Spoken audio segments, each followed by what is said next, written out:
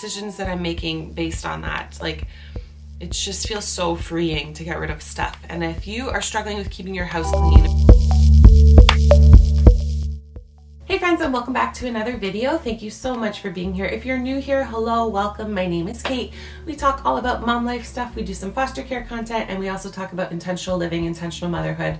Something I'm really passionate about. So if any of that interests you, I'd love to have you subscribe and join the community here. I love connecting with other women. It's been my favorite thing about YouTube, connecting with people all over, because I think the message that I'm trying to spread is important, and I just want to share it with as many women or as many mothers as I can. So this video is titled From Slob to Spotless, Seeking Minimalism and God Convicting Me. So I want to talk a little bit about my background first. I don't want this video to be all about me, but I have to share my story in order to hopefully inspire you. So I grew up with two working parents, busy all of the time, did a lot of traveling back and forth up north.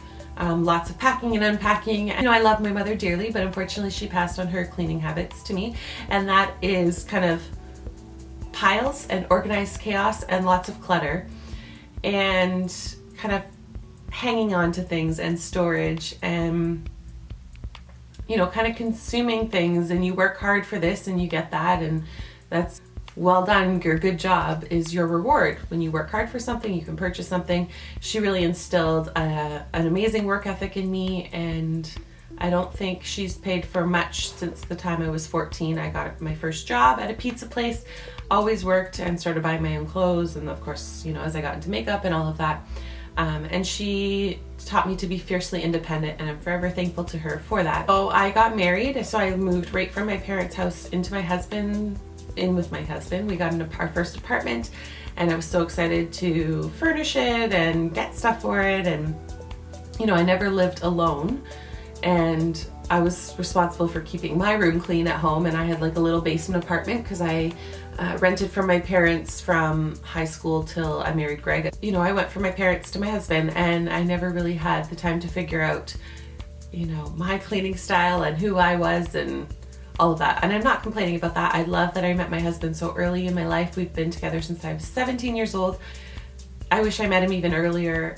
He's just, I know how lucky and blessed I am. I have an amazing, amazing husband. Moved into an apartment. We lived there for 6 months, and then we bought our first house, and we lived there for, I think, 4 years. And then we moved into the house that we are now living in. And through that 9 years of marriage, we are celebrating in a couple weeks, we've accumulated a lot of stuff. And as blessed and as amazing as my marriage is, the biggest bone of contention with my husband is I am an impulse shopper. I, you know, buy things without thinking, buy things without really needing them. And I really had a consumer mentality. Marketing and advertising works really well on me, and I liked makeup and brand name clothes, and, you know, I worked in the hair and beauty industry, so fashion was really, really important. And, you know, and I was just always buying something. And then we started foster care, and I not only would emotionally eat, but I would emotionally shop. And every time the kids would have a visit, you know, 2 hours to spend at HomeSense, and I would spend $100 or more. Every week I'm going and I'm doing this, and I'm buying more stuff that I don't need, stuff that I felt, you know, was going to make me happy and help with the emotions and the hard stuff in foster care. And I like pretty things, right? Like, I love gold and sparkly and shiny things. And I just got to this point where God was really convicting me. And not only because it was always the source of, not fighting, but a source of negativity in my marriage, I guess is how I would put it. My husband and I very rarely fight. And if we do, it doesn't take long to get over it. We really are very compatible with each other, and, you know, I think we really make the effort to love each other more than we love ourselves. And of course we have flaws, both of us.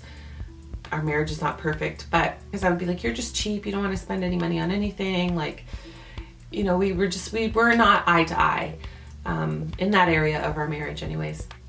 I've stayed at home since I've had kids, worked part-time, dibble-dabbled. We've never had lots of money where I've been able to freely like buy all this stuff and have all this extra money laying around for this stuff. But I've always been a hard worker, and, you know, going back to my mom's values of you work hard and you get what you want, you work hard, you get what you want. I was always like, I'm contributing to our family, you know, the money that I make is fine to buy stuff to decorate the house with, or to buy a new outfit with, or whatever. So So all of this to say, God really began to change my perception and my view on things. It's been a good 6-month journey now where God just really convicted me about my consumerism mentality. And we live in a small house, but I was always looking on the internet for bigger houses or more space so we could fit our stuff. And, my parents would say to me, oh, you need a bigger house now. And because we have, a bigger family. And I really, really like that. Sorry guys, my battery died, and case in point, I cannot find the little cord for my charger or my 2 spare batteries. They're somewhere. Sorry, I just switched to my vlog camera. And with this light on, it seems a little bright. So hopefully this doesn't look blah, blah. Anyways, so all of that to say, where was I? God was just really convicting me on stuff and consumerism and wanting more when He has given me everything I have ever needed. And there's starving children in this world, and there's people, like, we live so richly, and I kept thinking like, oh, we're living paycheck to paycheck and we're never getting ahead and gonna be able to retire and we're never gonna be able to succeed, and staying home is too important to me. Like, do I go back and start working again full time? Like, I had this mindset and this mentality that I needed more when God was saying, I've provided you everything you need. We live in a small but beautiful house. Everything is done almost to the way I would like it to be done. We have a pool that we're super blessed by in the summer. We're able to have people over. That was another reason, like, I want to be more hospitable, but like, our house is tiny, so to have any sort of dinner party or anything like that beyond our family was difficult. Really, that's rooted just in greed, and God was just really convicting me. And this has been about a 6-month journey for me, I would say now, kind of just before Christmas when I was shopping for the kids. And yes, I love to bless my kids and I love to give them gifts, but shortly after Christmas, I realized they don't play with half the stuff, and I was just always overwhelmed and stressed because I was always cleaning, and I hate cleaning. I mean, some people find cleaning relaxing, but I don't like to clean. I want to be spending my time in more purposeful ways and more meaningful ways. And I was just finding myself so overwhelmed by all this stuff, and my house was never clean. Always stuff on the floor. And my girls are old enough to help now, but I found I was just doing it for them and letting them play and make a mess, and then I would clean up. And so all of this to say, God was just convicting me and saying, you need to live with less, Kate. Like, you need to live with less. You're living with too much. You need to be doing more with your time. You need to be doing more purposeful things, and you need to get rid of the excess, because you have a lot of excess in your life. Although I am striving for minimalism, I will never just live out of I never say never, but I don't see myself just being able to pack up all my clothes into a backpack. I do love clothes, and I love feeling confident, and I think it's really important when women and mothers, we do feel confident because we take care of not only ourselves but our families and others around us better when we take the time to take care of ourselves and have our hair done and our makeup done and a nice outfit, and not feeling in frumpy jogging pants or whatnot. Everyone can kind of define their own version of minimalism. Kind of call the path that I'm on more of valueism or essentialism. Like, what is essential to me? What brings me joy? What is useful? What do I value? Not necessarily like, how minimal can I be? I have gone through every room in my house, and I have gotten rid of 12 van loads full of stuff, clothes, and fostering, I was keeping so much stuff just in case we get this placement, or just in case, we have a 3-year-old boy or a 6-month-old girl. Like, I had everything, bins and bins and bins. And then when the child would come, the bins there's so many and so overwhelming. I would just go out to the store and buy new stuff anyway, because they needed stuff immediately, and I didn't have time to get into my storage underneath my stairs and sort through everything.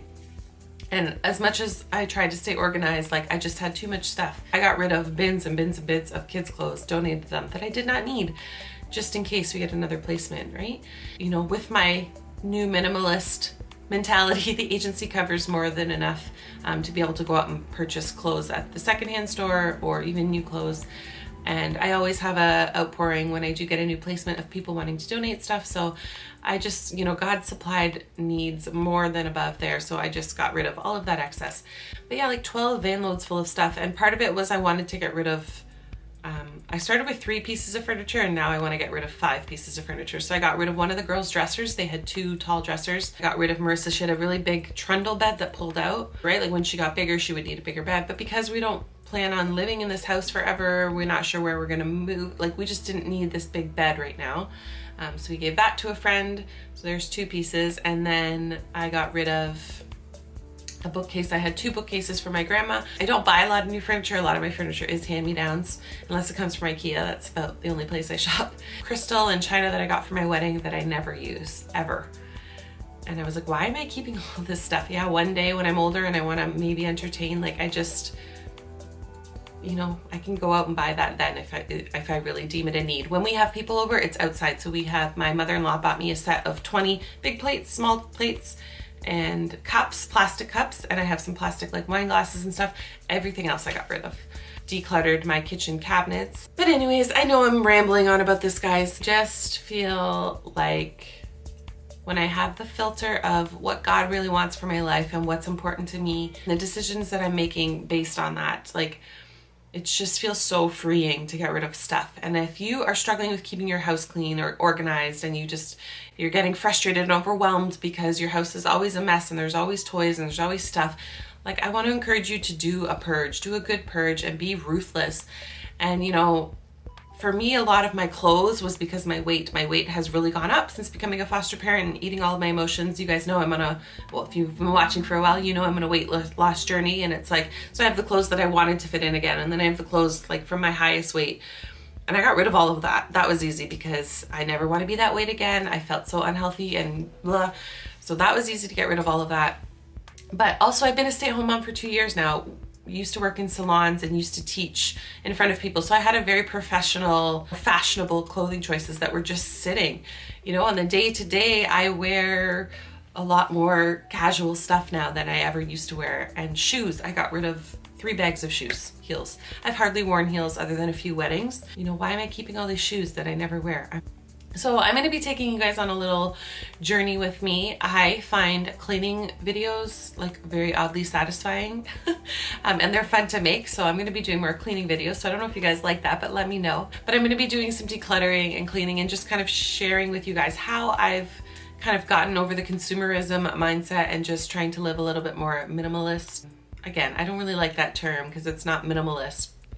It's not minimal, but it's, you know, things that I really value and things that I find essential and things that bring me joy. I don't know if you guys have read The Magical Art of Decluttering. I can't remember the exact name, but the KonMari book, I'll insert it here. And the whole kind of point about it is, does this bring you joy? And if something doesn't bring you joy, just get rid of it. And yes, I agree with that when it comes to like your excess stuff. I think in our culture, we just overconsume and we have so much more stuff, and then it ends up leading to being overwhelmed and we can't keep our houses clean and we just get frustrated, and then we're yelling at our kids because we want them to pick up their toys that they, you know, got out and lost interest in because they have too much stuff. I think when you give your kids the ability to use their imagination and, you know, to have less. So we have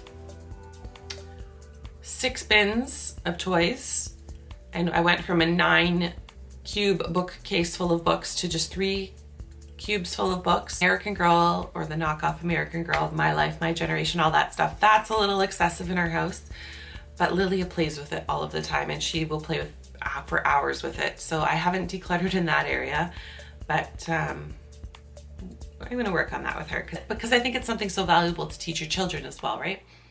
So we have a bin of farm animals. We have a bin of horses because that's Marissa's latest obsession. We have a bin of Paw Patrol cars and a train.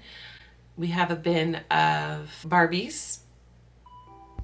And then we have a bin of PJ Masks stuff, Lego. So those are our bins that we have. Everything else is like art supplies or whatnot. Every other toy I've gotten rid of. Big Paw Patrol things and just extra babies. We had so many baby dolls and just Peppa Pig stuff, like stuff they never played with. They go through phases, right? And my family is very generous and loves to bless my children with gifts at Christmas and their birthdays. And I know that's gonna constantly come. And they lose interest. And I had a really hard time giving away things that were gifts, but I just, you know, they serve their purpose.